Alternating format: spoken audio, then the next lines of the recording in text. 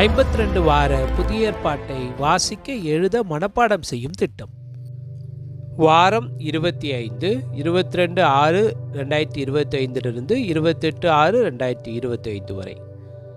வாசிக்க வேண்டிய வேத பகுதி லூக்கா 22, 23, 24 மற்றும் எபேசியர் 3-4 அதிகாரங்களை வாசிக்க வேண்டும்.